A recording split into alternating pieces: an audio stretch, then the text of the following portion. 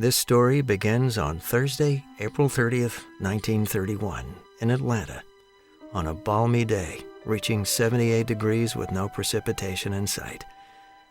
This day is the birth of our mother and grandmother, Beatrice Williams.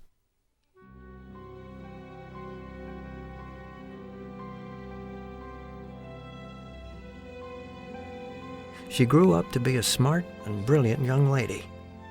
She went on to marry and give birth to 6 beautiful children.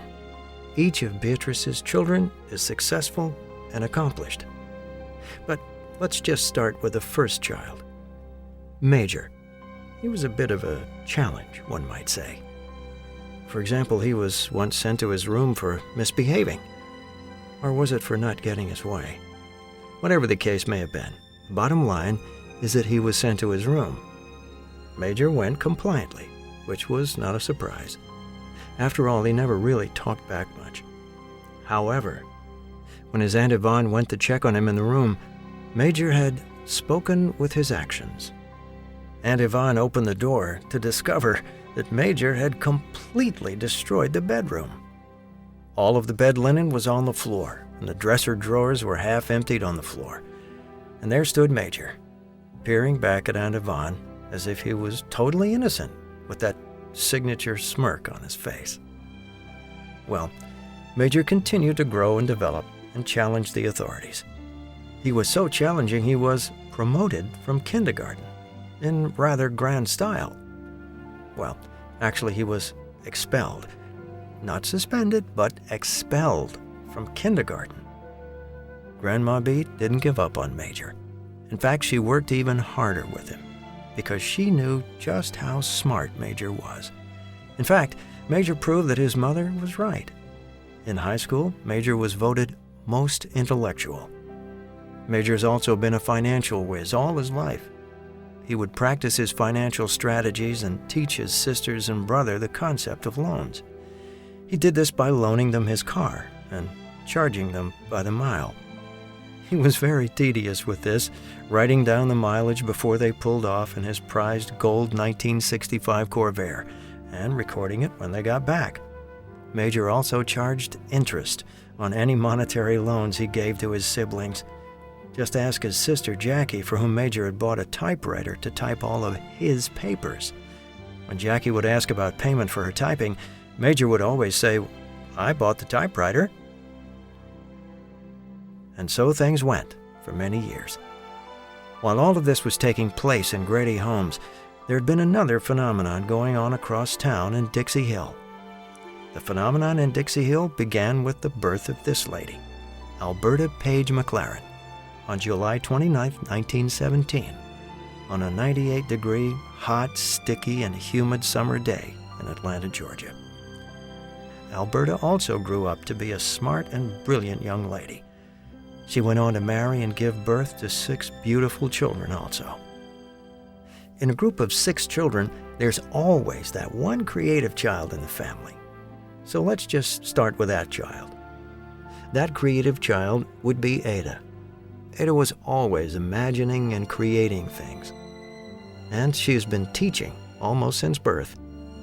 She would sit her sister and brothers down and teach class in the backyard. When her siblings weren't available, Ada would line up chairs in the yard and teach to the dolls. In addition to being creative, Ada was full of energy and has always enjoyed organizing and cleaning. Ada would get up early, before everyone would wake up, and clean the whole house. Then go climb up in the plum tree in the backyard and dream and eat plums for hours.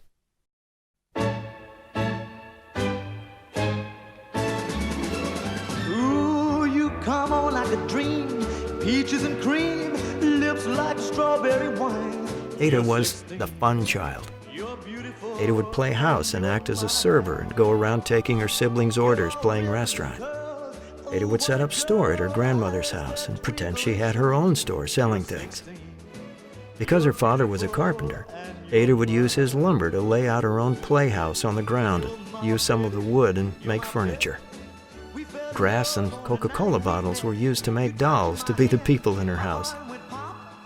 She was so creative, her grandfather would even let Ada cut his and her Uncle Willie's hair. Ada was also very mature for her age, as she would go to City Hall on the Atlanta City bus by herself, starting at the age of 9 years old, to pay the water bill. Everyone has a testimony, but many don't know that Ada's testimony started in early childhood. One sunny day, Ada was walking home from school with her sister Barbara, laughing and talking. When she went to cross the street, Tiger Flower Street to be exact, she was run over by a drunk driver. At the blink of an eye, her life changed. Ada was hospitalized for 3 long months. That life tragedy couldn't stop Ada, though. After her lengthy in-hospital and at-home recovery and multiple casts, Ada was finally healed. In fact, we were pretty sure it gave her superpowers. I mean, have you ever seen her cut a rug with her dance moves? Not to mention, she has become a champion swimmer. Go, Ada, go, Ada, go, Ada, go, Ada, go. As these two phenomena, the world against Major and Ada, occurred, the stars and the moons were following God's command and lining up, and then one day in late March of 1971, something spectacular happened. Let's just call it destiny.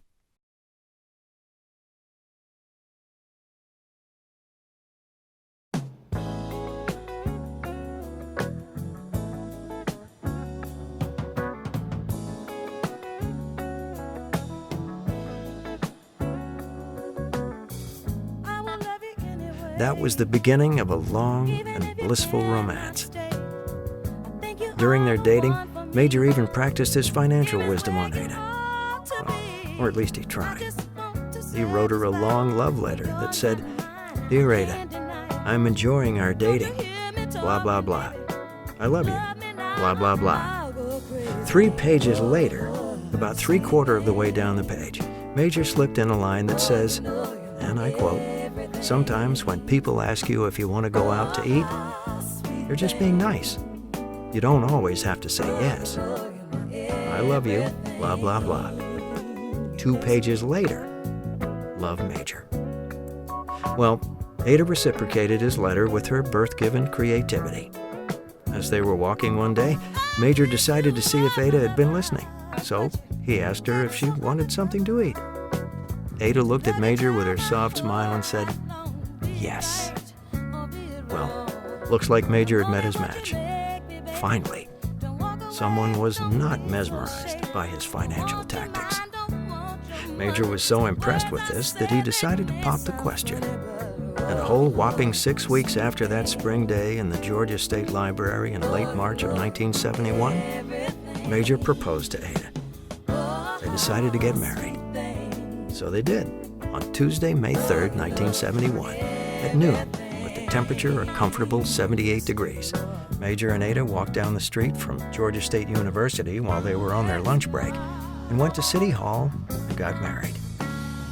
Then they simply went back to class.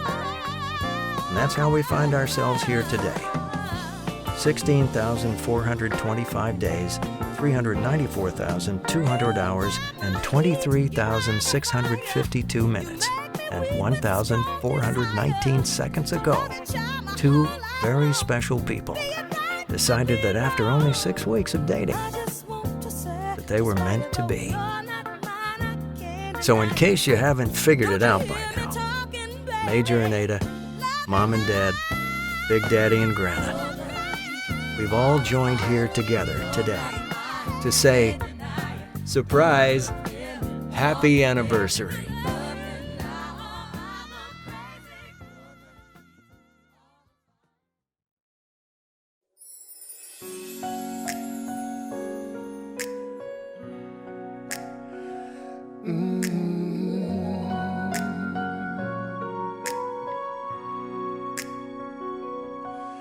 When I found you, I found somebody who cares.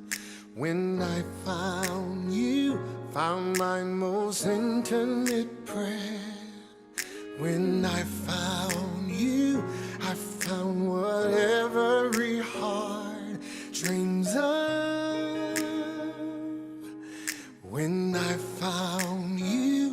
I found love.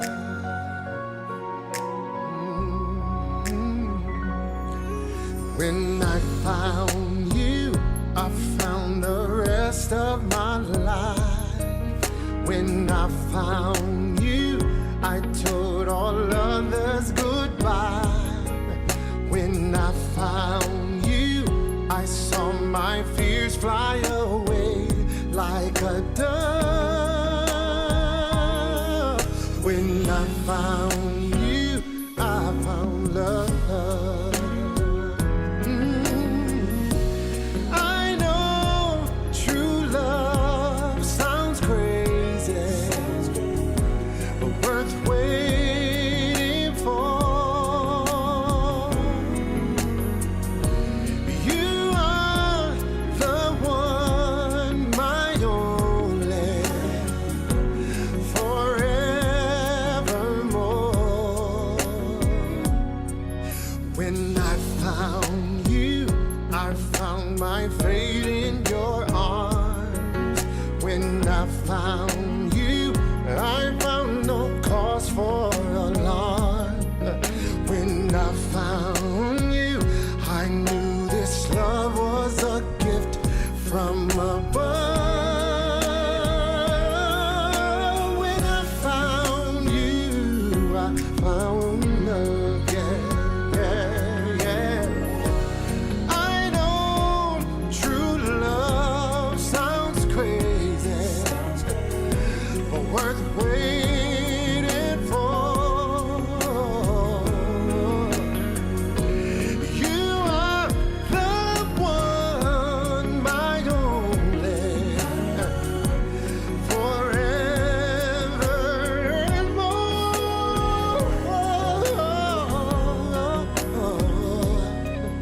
When I found you, I found a scholar with style. When I found you, found one more reason to smile. When I found